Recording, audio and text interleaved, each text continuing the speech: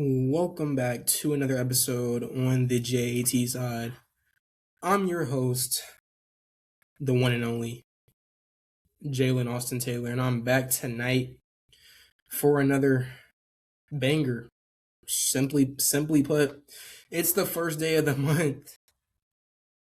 All right, I'm not gonna do that. All right, so it's August 1st, a beautiful Saturday night. Saturday nights on the J.A.T side. We should make that a thing. But honestly, just glad to be back. And very excited to be able to share some very great news. I don't know if y'all see that. Wait, yeah, right there. Let me move the cord. Yeah, that right there is the trophy that I won at SC2. And just want to say a quick shout out to my boy, Ian. Can't thank you enough, bro, for putting me on with such a great opportunity with Vector. Um, you know, just keep being you, and the results are going to come. Bro, I know we were so close to winning that new DM trophy for the office, but big things are coming for you. Just keep on doing you, and you got great things coming, bro. But I also want to shout out the whole SC2 Alliance, everybody who was on the Alliance. Was able to grow closer to some people over the last like 2 to 3 weeks, just being able to, go through something with people that are trying to go for bigger goals and big goals, just like myself. So that obviously helps you, in pursuit of your goals a lot more than when you're doing it by yourself. And obviously, got to shout out Darren, Grace, his beautiful wife, who also was my coach for SC2. So big shout out to Grace on that as well. And Jamal and his fiance Jazz, for y'all's hard work, and Mr. Actually, oh my goodness, Sir Lancelot, bro, Sir Lancelot. Oh my goodness, bro, Jamal, you're a legend. But yeah, so want to get straight into the episode. As y'all see, it's titled Family. And I was talking about some of my, Vector and Cutco family, but now I'm going to talk about my actual family. And over the last like 3 to 4 weeks, I've made some very important and crucial, honestly, discoveries about my family. And in that process, I also got my results back from doing my ancestry, kind of just to see, what I'm made of and different, the regions and origins of my DNA. I was kind of interested in knowing that before I head off to college in a few weeks. So I feel, my uncle told me, talk to him as well. I'm gonna talk about him a little bit, but he was telling me when we had a conversation, like the first conversation we actually had, and I told him I was trying to learn more about my family and everything. He's like, you can't like go somewhere and not know where you came, like, what I'm saying? Like, you can't go somewhere and not know where you came from. You got to know where you're going to know where you're, you got to know where you came from to know where you're going, where you're headed and everything. So just a great, connection to this, but I'm going to talk about that a little bit more in depth, and just being able to just see, man, it's crazy, but just to be able to see and talk to some of my family that is people that I really haven't had a relationship with my whole life. So I'm gonna just unpack that. But I know some people are probably like, dang, like, I'm gonna hear the results on the ancestry. So I'm pulling up my app right now, and we're gonna go ahead and hop into them. Actually, I was able to get a sweet deal on my ancestry. It was like Father's Day weekend when I got mine ordered, so it was like 60% off, so it was like $40, and it's usually $100, but I think it's still well worth it, especially if you want to know more about your family and all that. But my DNA results. So my origins mostly came, or not mostly, they all came from mostly Western Africa, but also a little bit of Central Africa. And then we have some European, when I'll get into that more in a second, but that's where my DNA comes from. It's just Europe and Africa, primarily Africa, but there is some Europe, some significant Europe mixed in there, and I'll kind of get into that. But my biggest region, like biggest DNA origin that came from a single country, was Nigeria. 23% of my DNA is originated from Nigeria. The second highest individual country, or I guess territory, would be Benin and Togo. Hopefully I'm saying that right. That was 16%. And then the third highest, like, single region or country, territory, people, would be the Ashkenazi Jews in Central and Southeastern Europe. So those are my top three, like, just single countries or territory peoples, And then by just like strictly like regions of the world, West Africa made up 55% of my DNA. Celtic and Gaelic made up 15%, and that's like Ireland, England, Wales. And then we have Jewish is 14%, Central Africa 11%. So Africa combined makes up 2/3 of my DNA. Actually 67%, no pun intended, but 67% of my DNA comes from Africa. The other 1% comes from the southern Bantu peoples. So it all Africa combines with 67% of my DNA. And then Europe makes up the other 33%. And then the other 1% that comes from Europe is the Western Balkans. I don't know how you say that. But those are where my DNA regions are in terms of the world.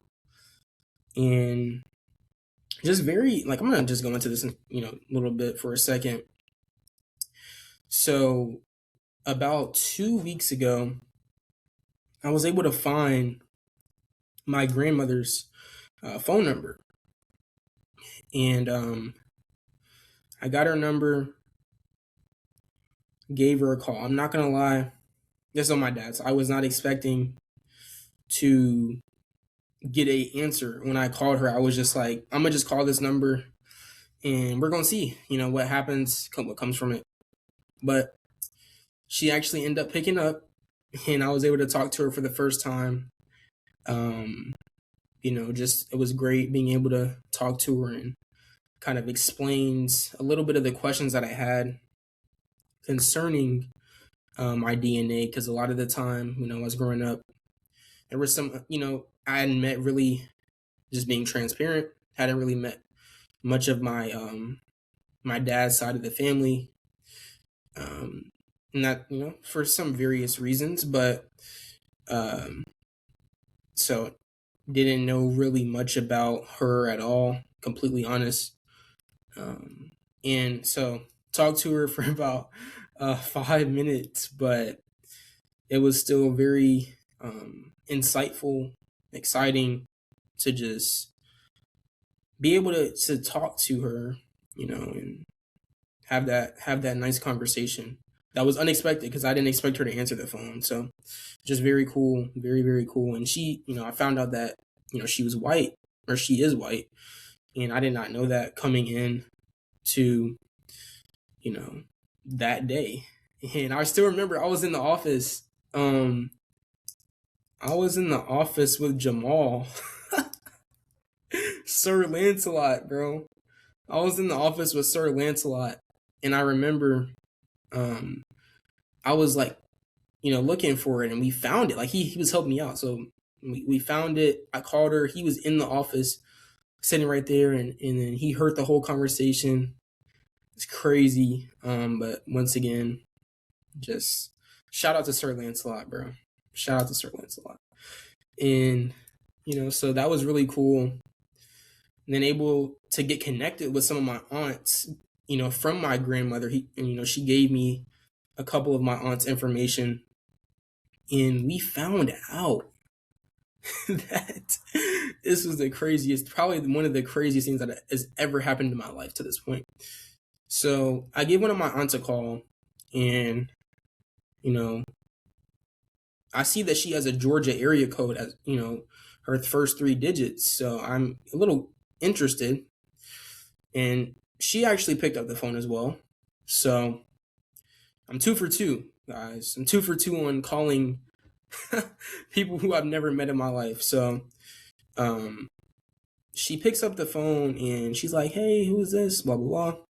I tell her my name, dad's name, all that, and she's like, "I see you have a Georgia phone number." And she's like, "Do you live in Atlanta?" And I was like, "Yeah." And she was like, "Oh, what part?" And I said, "Yeah, we live in Snellville." And she was like, it was just a moment of like awkward silence. And Jamal, again, Sir Lancelot himself, was in the room to witness this. And, we go just 15 seconds with nothing, no words, just straight silence. I'm looking at Sir Lancelot, and he's looking back at me, and I'm sitting there like, I don't know, right? So after about 15 seconds of awkward silence, she says, "No way." And I'm just like, "What?" And she's like, "We live in Snellville too." And I said, "No, there's no way."